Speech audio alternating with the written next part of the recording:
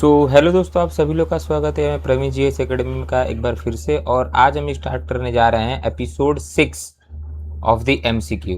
और इसके अंदर हम लोग एक्चुअली डील करेंगे कुछ पॉलिटी के एमसीक्यूज और देखेंगे कि क्या क्या क्वेश्चंस हैं और कैसे हम इनको सॉल्व कर सकते हैं। ठीक है, तो पहला क्वेश्चन यहाँ पे दिया गया है कि the preamble declare that the ultimate source of authority India lies with. Question ये बोल रहा है, ठीक है, एज पर द प्रियम्बल के हिसाब से जो अल्टीमेट अथॉरिटी होती है वो किसके हाथ में होती है। तो आप सभी को पता है कि पीपल ऑफ इंडिया। ऐसा क्यों? देखिए, आप जब प्रियम्बल खोलेंगे ना तो आपको वहां पे मिलेगा we the people. We the people का बेसिक मतलब क्या होता है कि जो भारत के लोग हैं उनके पास बेसिकली पावर है। अब पावर कैसे है? तो वो बेसिकली है वोटिंग पावर।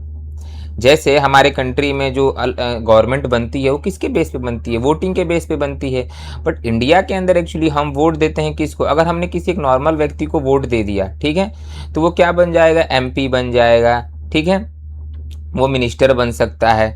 वो व्यक्ति एमपी कैसे बना? जब हमने उसको वोट दिया। तो हमारे पास पावर है, बट बेसिकली हम क्या करते हैं कि अपना पावर ट्रांसफर करते हैं थ्रू वोट। ठीक है, बिकॉज इंडिया फॉलो करता है इनडायरेक्ट डेमोक्रेसी। इनडायरेक्ट डेमोक्रेसी के अंदर क्या होता है कि we are actually choosing our elective representative.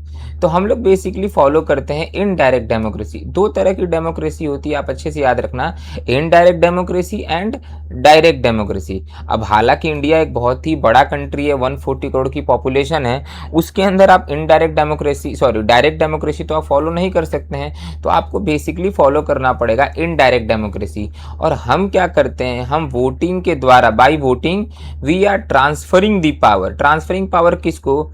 मान लो दो लोग हैं, वो खड़े हैं, ठीक है, तो दोनों में से किसी एक व्यक्ति को हम पावर ट्रांसफर करेंगे और वो पर्सन हमारे कंप्लेन को, हमारे जो भी शिकायतें हैं वो सभी को in front of the parliament tabled करेगा, वहां पे रखेगा। ठीक है, तो we the people of India ultimate source है हमारी कंट्री के अंदर।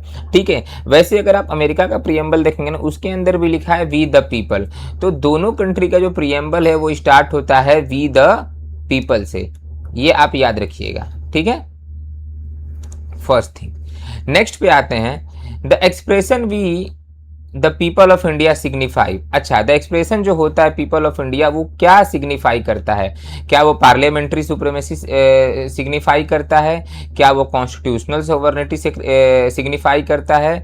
जुडिशियल सुप्रीमेसी या फेडरल सुप्रीमेसी? समझ लेते हैं। देखिए, जो पीपल ऑफ इंडिया है बेसिकली वो क्या सिग्निफाई करता है? तो बेसिकली वो सिग्निफाई करता है कॉन्स्टिट्यूशनल सोवर्निटी। अब देखिए, कॉन्स्टिट्यूशनल सोवर्निटी का बेसिक मतलब क्या होता है कि हमारी कंट्री के अंदर कॉन्स्टिट्यूशन जो है वो सुप्रीम है।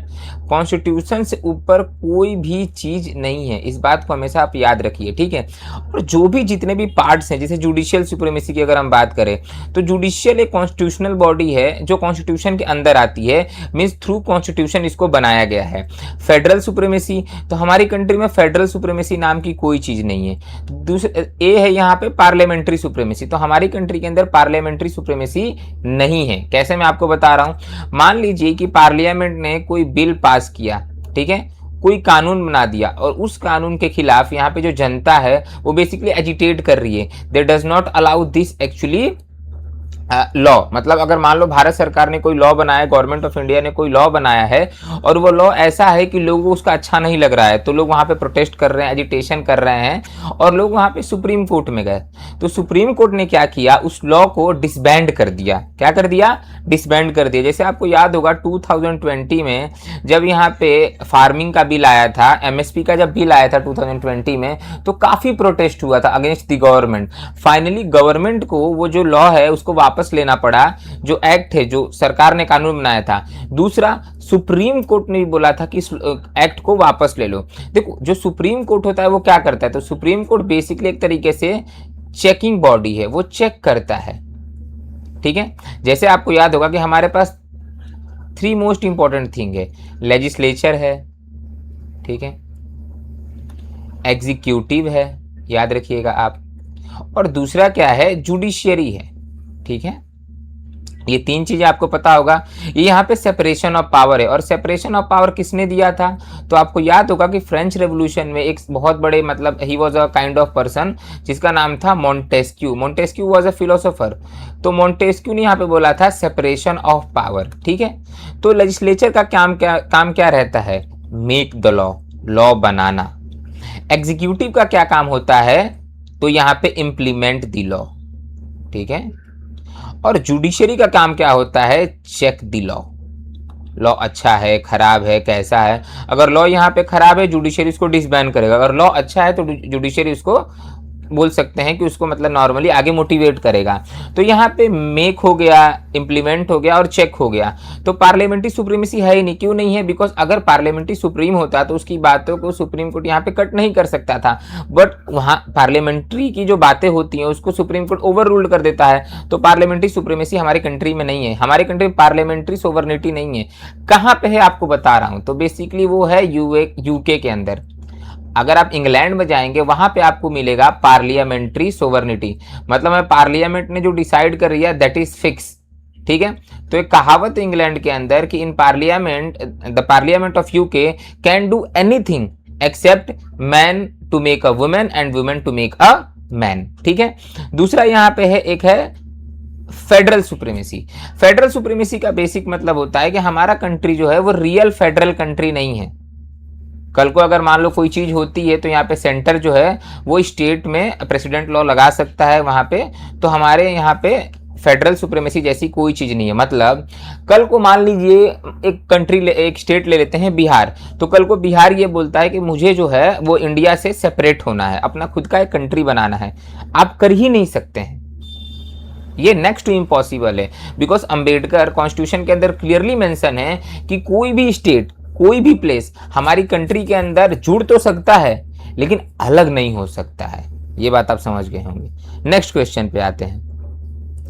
नेक्स्ट क्वेश्चन क्या बोल रहा है कि विच of the following is not one of the objective mention in the preamble? Justice है, मतलब ये पूछना चाह रहा है कि प्रीएम्बल के अंदर वो कौन सा चीज है जो मेंशन नहीं है। जस्टिस है, लिबर्टी है, इक्वालिटी है। बट क्या यूनिफॉर्म सिविल कोड है? नहीं।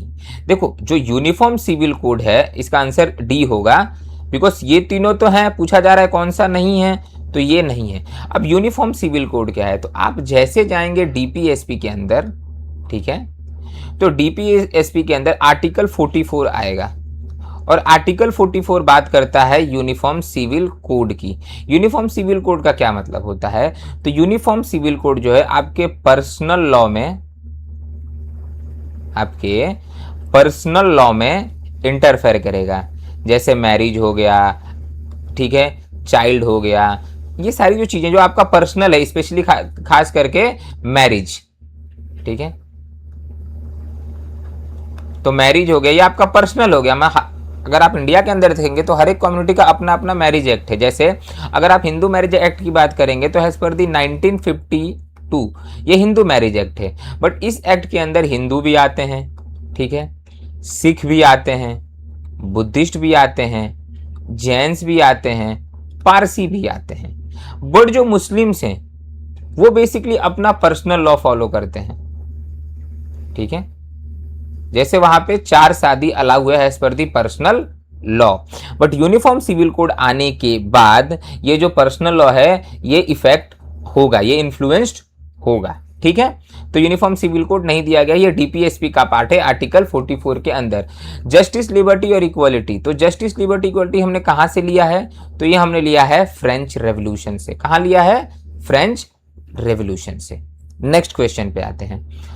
नेक्स्ट क्वेश्चन क्या दे रहा है कि the preamble aims to secure justice in which of the following forms? Social only, social economical and political only, social and economical, legal social and economic. नहीं, इसका answer आएगा social, economical and political. देखिए मैं आपको clear बता रहा हूं, आप जब प्रीएम्बल पढ़ेंगे तो प्रीएम्बल करेंगे क्या आता है? जस्टिस आता है, ठीक है, social, economical and political. Social, economical और पॉलिटिकल क्या बोलता है, चलिए समझ लेते हैं। तो क्या हमारे पास सोशल जस्टिस है? तो नहीं है। क्यों नहीं है? रीजन आपको बता रहा हूं। अच्छा एक बात बताइए, क्या हमारी कंट्री के अंदर कास्ट सिस्टम है? हाँ बिल्कुल है। तो अगर हमारी कंट्री के अंदर कास्ट सिस्टम है तो अभी भी हम सोशली पूरी तरीके से जस्टिस में नहीं है। जिस दिन कास्ट सिस्टम खत्म होगा उस दिन हमको सोशल जस्टिस मिलेगा। नेक्स्ट पे आते हैं, इकोनॉमिकल। अच्छा एक बात बताइए, क्या इंडिया में सभी लोग एक जैसा ही पैसा कमा रहे हैं? क्या सब लोग बराबर पैसा कमा रहे हैं? नहीं, किसी के पास कम पैसा है, किसी के पास ज्यादा पैसा है। कोई मंथली 1 लाख कमा रहा है तो कोई मंथली 10,000 भी कमा रहा है। तो यहाँ पे हमारे पास इकोनॉमिकल जस्टिस भी नहीं है, सोशल जस्टिस भी नहीं है।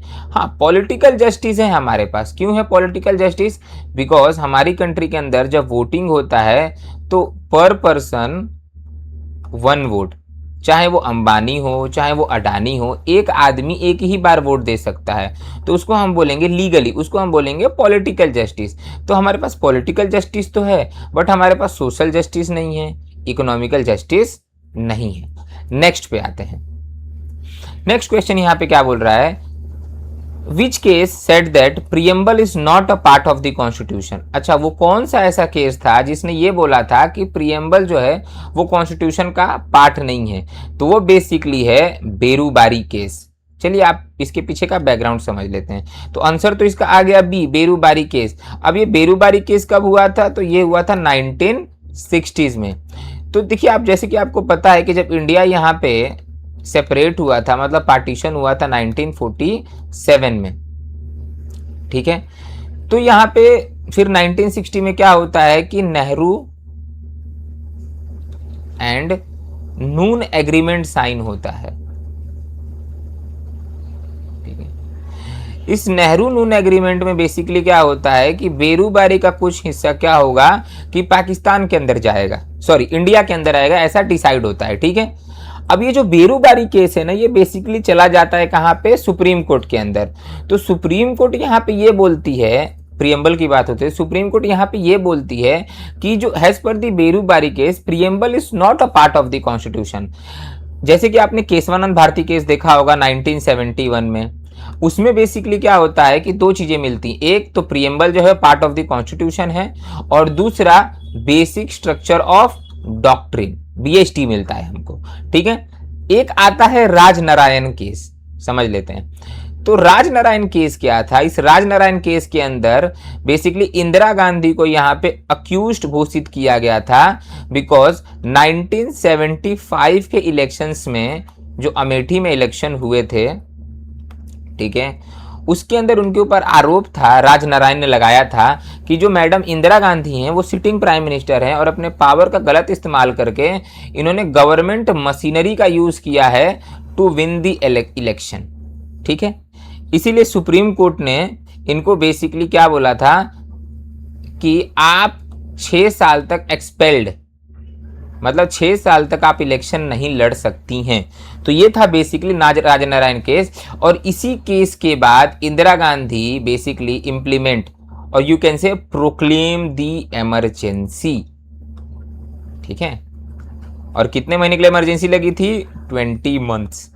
तो जितने भी हमारे कंट्री में लीडर्स थे, आडवाणी जी, अटल बिहारी वाजपेयी हो गए, आडवाणी जी हो गए, मुरली मनोहर जोशी हो गए, ये सभी लोग जेल के अंदर।